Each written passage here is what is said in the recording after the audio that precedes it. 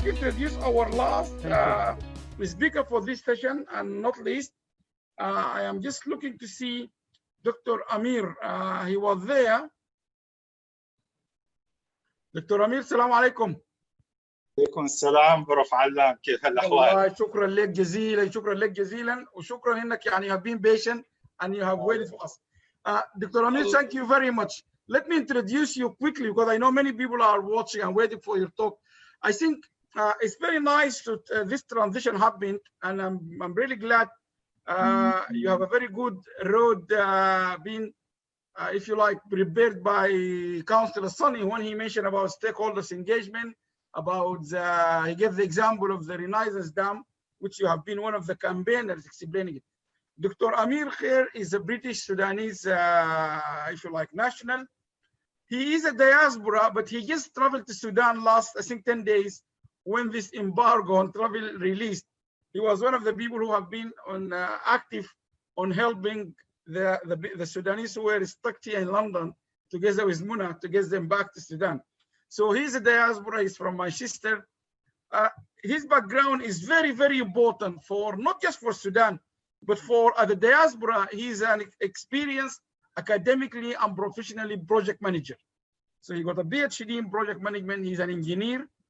He's graduated from Khartoum and then from Manchester. He got a very good experience in project management, which is something really lacking in Africa, and he can talk to us.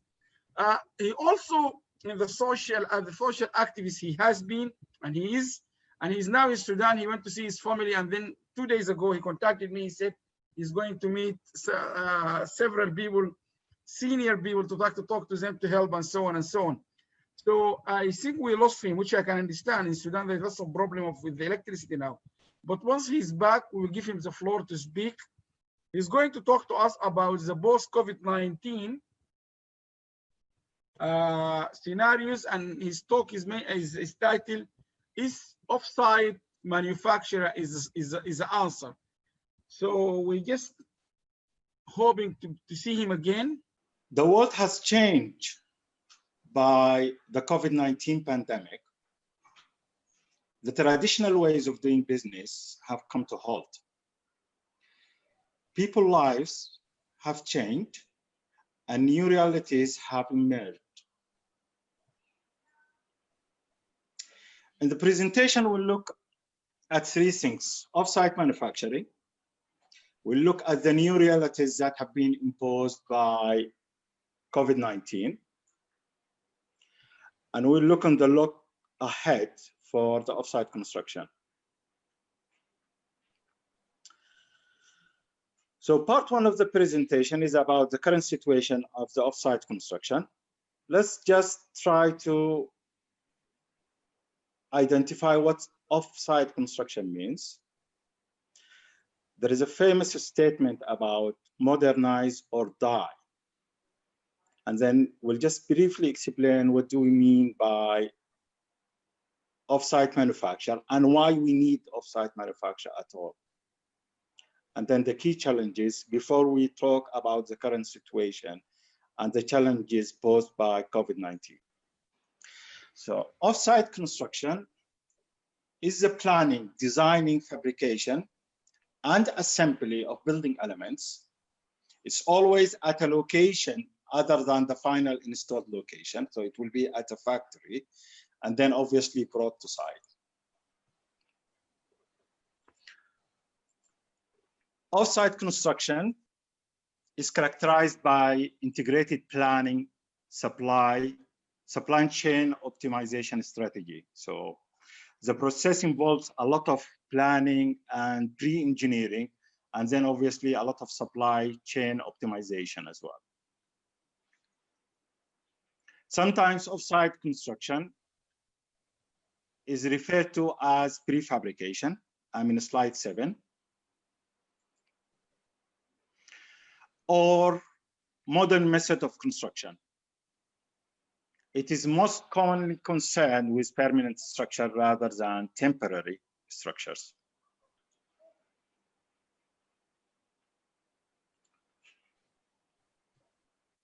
In slide number 9, I think we need to move to slide number 9, Prof, if possible.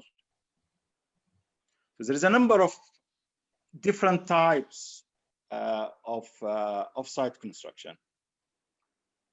It could be off-site manufacture of building materials and components, or it could be off-site manufacture of elements, such as walls, or floors, precast floors, or precast beams, or a steel structure. And it could be off-site manufacture of a whole unit, such as a house, school, hospital. Off-site manufacture is particularly suited to high volumes. So when we have high volumes, then off-site construction will be viable. Or when we have repetitive components as well. So we need high volumes, we need repetitive components, and at the same time, we're talking about products that require factory conditions to achieve the desired level of quality. So there is a number of factors that are important for off-site construction to succeed. It is widely considered that housing should be an obvious target for off-site construction. So in UK, there is a lot of work being done, although we're not still there, but there is a lot of work that's being done now in order to invest in off-site construction for the housing, but we're not there yet. The key challenges at the present is that the initial setup is always high, and it can be difficult to maintain a sufficiently consistent pipeline of demand to suit the assembly line and the production method. So for off-site construction, because there is a lot of initial investment, we need to ensure that there is a supply, there is available supply to justify the investment. Transport cost is another challenge.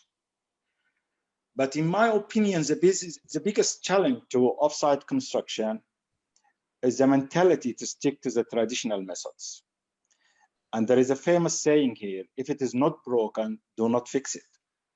So a lot of clients, a lot of engineers, a lot of contractors have been very reluctant to move into the off-site construction, because simply as I say, right, if traditional building will do it, why do we move to off-site construction? But of course, this is now being challenged by COVID-19, and we will show this later on. So part 2 is about the post-COVID-19 world. And as we said earlier, there are a number of new realities that are emerging and will emerge in the near future. And I want here specifically to highlight 3 studies. The first one is about global strategy for shaping the post-COVID-19 world. It's a study by the Atlantic Council in America. The second one is Life Post-COVID-19, and it is a study that has been sponsored by International Monetary Fund, IMF. And the third one is People and Planet. It's a study that's been sponsored by UNDP. And I just want to discuss these studies because they try to understand what are the new realities, how the world will look like post-COVID-19. I don't think we're there, but probably we're moving towards a new world with some new realities. The COVID-19 pandemic is an acute public health and economic crisis that's further destabilizing an already weakened rule-based international system.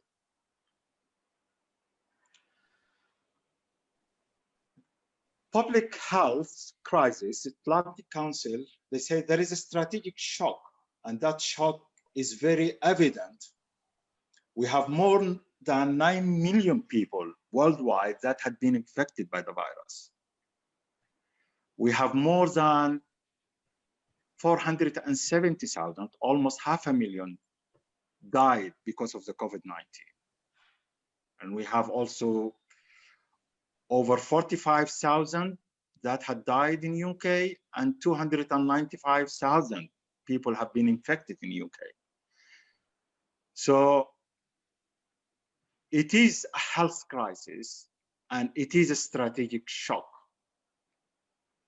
And the thing is, there is no vaccine or there is no treatment that yet we know about. You know that there is a discussion about different vaccines being tried in UK today. So the crisis should be used as an opportunity to revive economic growth in the free world, particularly by investing in new technologies, investing in R&D and infrastructure, investing in artificial intelligence, investing in biotechnology, investing in advanced manufacturing, investing in quantum computing. I'm in slide 19, which is the next one. Yeah, okay, I think that one is right, yeah. So we are in a new world, or we are moving towards a new reality. It's a world completely different from the world that we're living in, or we used to live in. I'll move to the IMF and see what the intellectuals at the IMF has spoken to them. What have they said? So one of the intellectuals, he said, Daniel Susskind, he said, he questioned, what will the world look like after COVID-19? Many of the problems we face in the next decade will simply be more extreme versions of those that we already confront.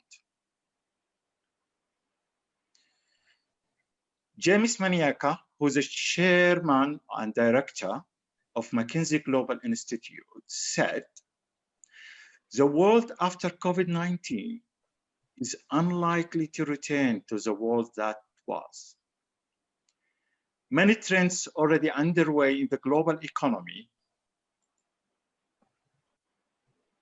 are being accelerated by the impact of the pandemic. This is especially true for the digital economy, with the rise of the digital behavior, such as remote working and learning, telemedicine, and delivery services. And I think, Prof. Al-Nam, you will agree with me, if without the COVID-19 situation, we might have this conference in a different way, isn't it? Yes. Gian Saldina is a director of European Network. Again, she's saying, or she's quoting an Indian author.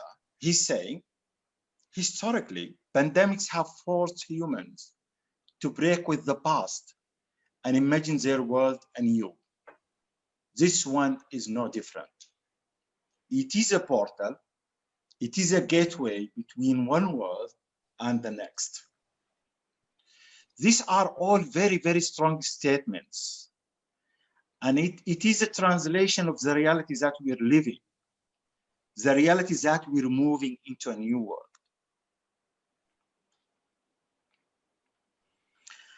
I will jump to the UNDP and the conclusion of their study. They said COVID-19 has unleashed an unprecedented human development crisis. However, in the endeavor of confronting its multiple implications, there is also an opportunity to reimagine what is possible and desirable for the future. And they are enforcing the statement that policies are currently being designed to face the crisis, and a massive additional financial resources are being mobilized. A key question is how to make this crisis an opportunity for positive change. So if we try to understand all of this together, it's directing us towards something new, that we are moving into a new world. So the new post-pandemic realities are emerging. New technologies, R&D, digital transformation, new needs are part of the new realities.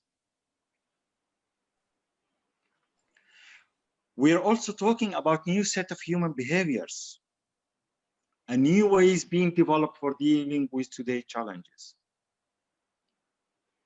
There is a focus now in safe investments.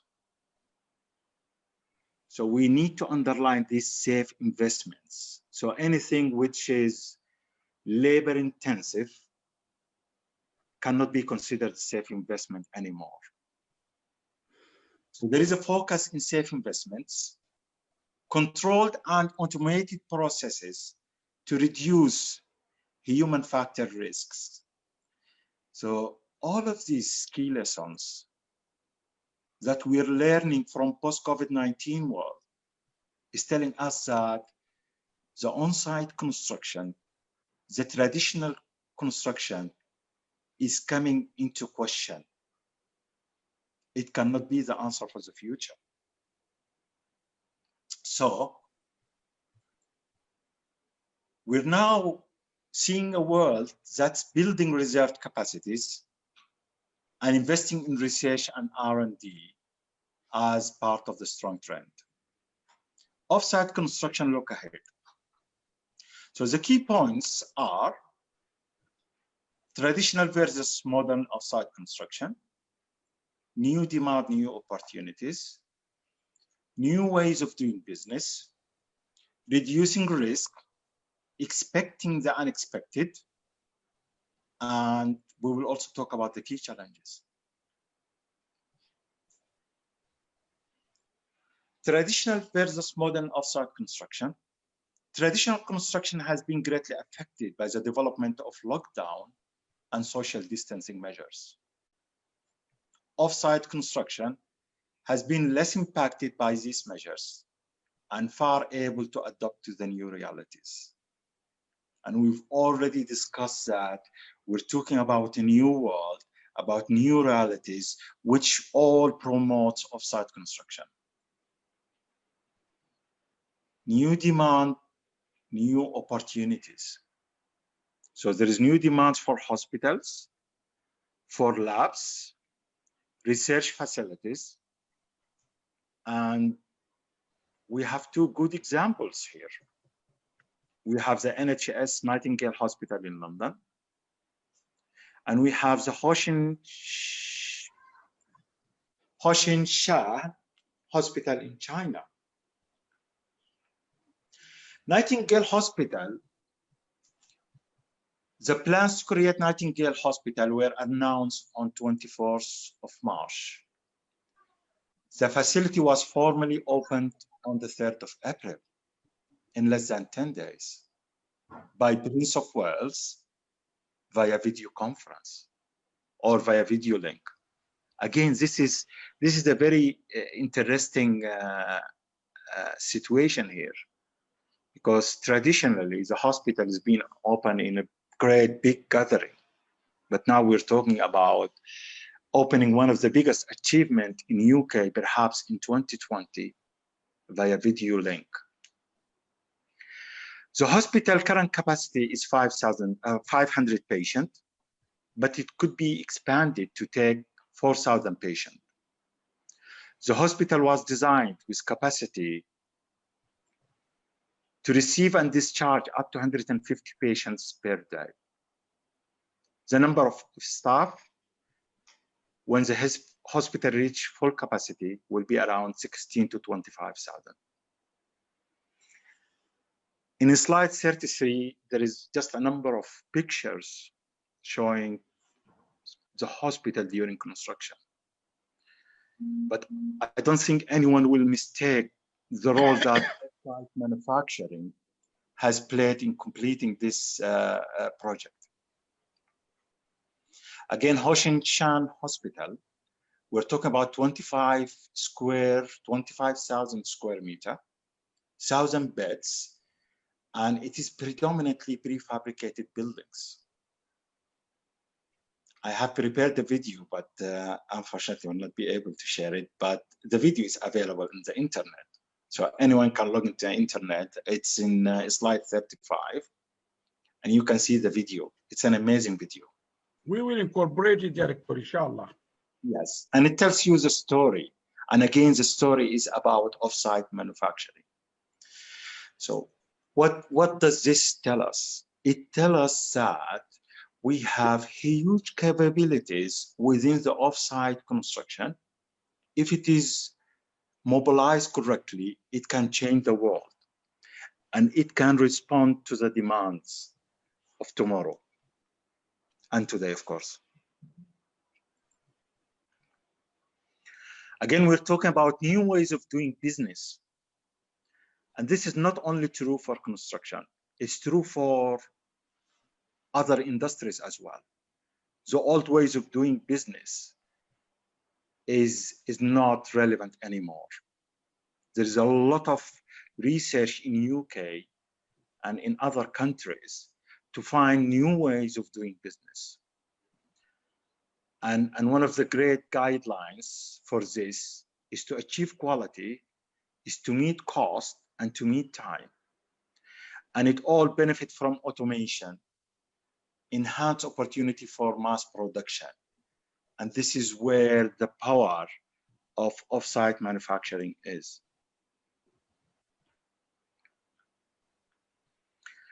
Again, we're talking about reducing risk and expecting the unexpected.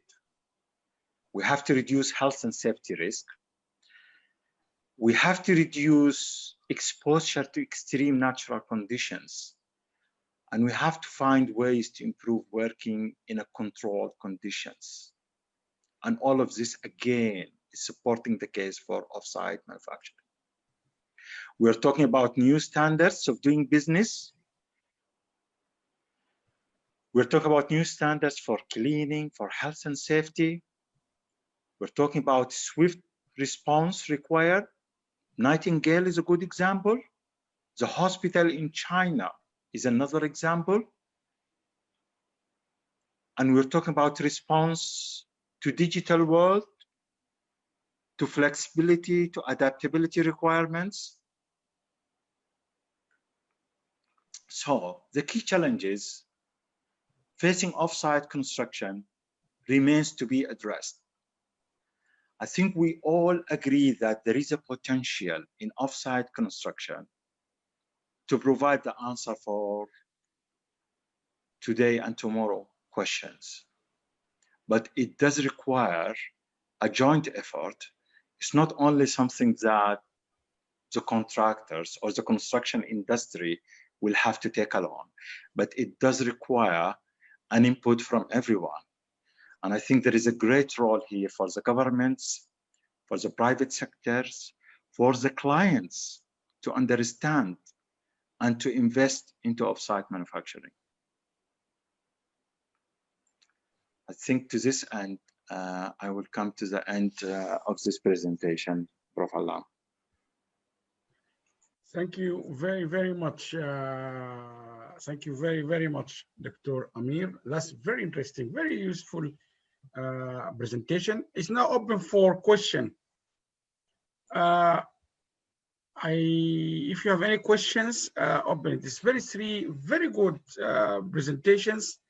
Role of women, empowering of women, how one can have a voice. Very good exploration of the experience of Muna. She explained that very well. Then Councillor Sunny gave a very comprehensive talk, really. Oh yes, we have a questions from Monica Ehring. I think Monica is in California, I think. Okay, question. Are you including digital fabrication in your discussion of construction in the future? Are you including digital fabrication in your discussion of construction in the future? And she gave a website, Fab Foundation. There are a number of fab labs in Africa. In China, digital fabrication is being used to make buildings. One of the big issues in Africa is manufacturing capacity when it comes to mass production. Kenyan innovators have to send their digital files to China to have them mass produced. I'm sorry, I have to sign off now, Monica. So this is very good. This is from Monica. She gave a very wonderful presentation yesterday. Now, who want to kick on this?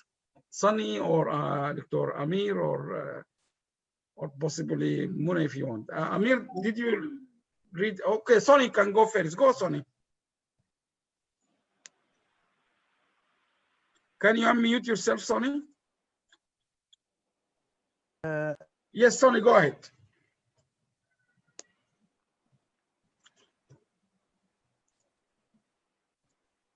Okay. Yes. Thank you. In fact, I want to say a big thank you to Dr. Amin. Yeah, you know, I really enjoy his presentation. It's an eye opener. And the question I really want to ask him is, which is also linked to the question Monica asked before she left the group.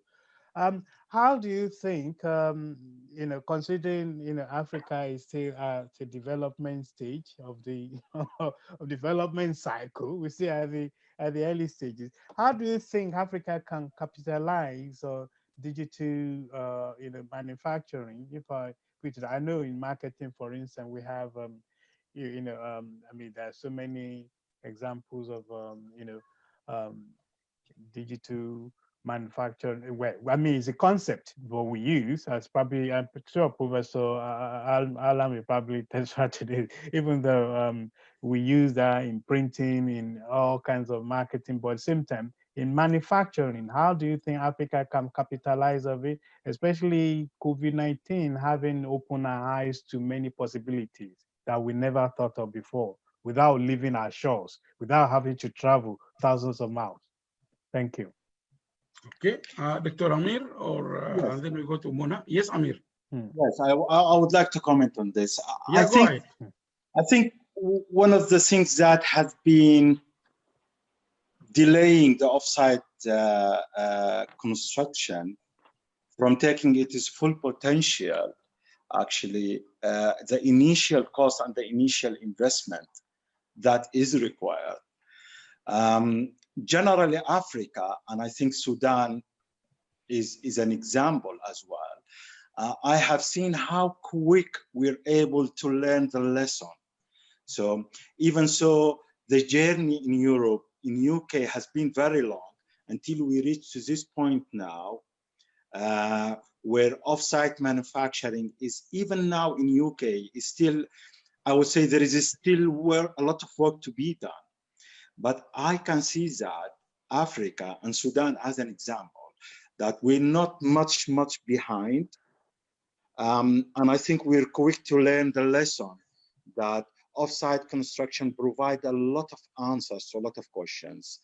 I think it reminds me about what has happened in the world like 20 years ago, when people started to say that, oh, when we start using computer, we will not need human being. I don't think this proved to be an incorrect statement. So similarly, I don't think offsite manufacturing is about not needing manpower or not needing human beings, but it's about how best to come with an answer to a specific problem. So I think Africa, I'm confident that Africa and the African countries will catch up, and I can see that we will be able to realize the benefits of offsite manufacture in terms of scale, in terms of providing the quality, in terms of even the cost, the benefit in terms of cost. Of course, this is not something will be realized very quickly, but down the line, we will see the benefits in terms of reduction of cost as well. Right, tamam. Thank you very much, Dr. Amir. Very interesting presentations. Raised so many questions, but I think we're going to leave it for the future, especially about Africa, because people today is struggling from the power cut, the electricity, and the computer, and all the obstacles for what people aim for Africa. And I'm not quite sure even how much people in Africa manage to prevent the other nations from COVID-19 because there is no, I cannot rely on a specific accurate data came out from Africa, but hopefully what I've seen in your presentation, you and your other engineers managing do something for Africa, because we aiming for, because we disappointed from the Western countries, even America and here in UK, there is so many gaps when it comes to the NHS, and when they came to prevent their citizens from COVID-19, because there are so gaps in so many areas, especially the health sectors. But Africa, I'm not quite sure. Again, I'm not quite sure how they're gonna tackle all that. But hopefully, in coming future, we're gonna see something different.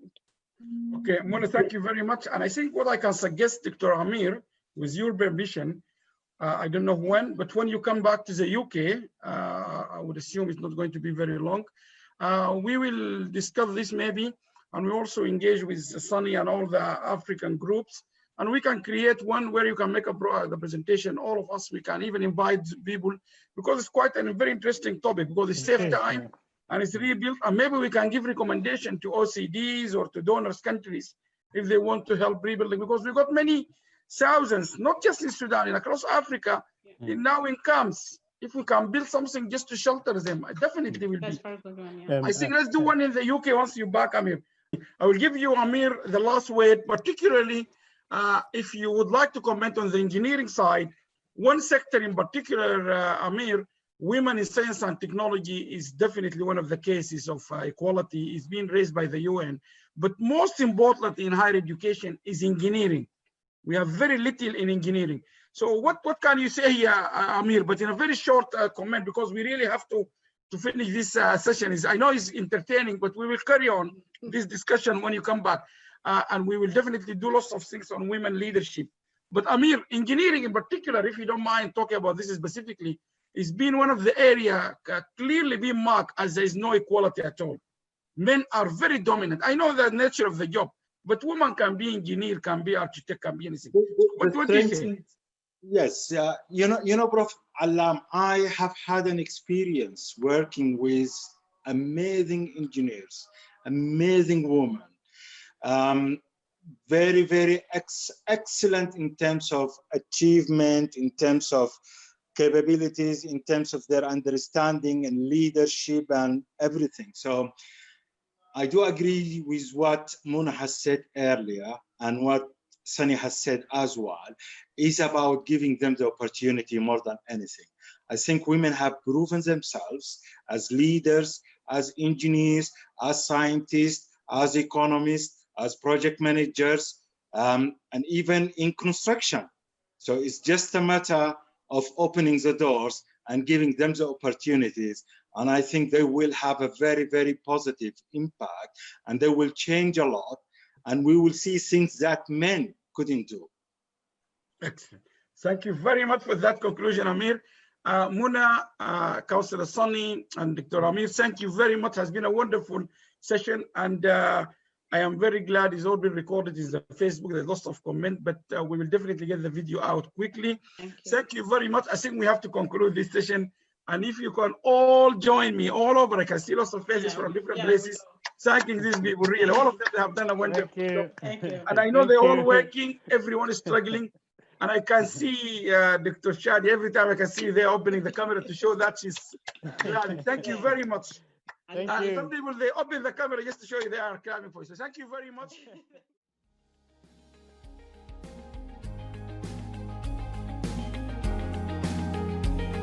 So please remember, if we all help and do a little bit, it will make a big difference.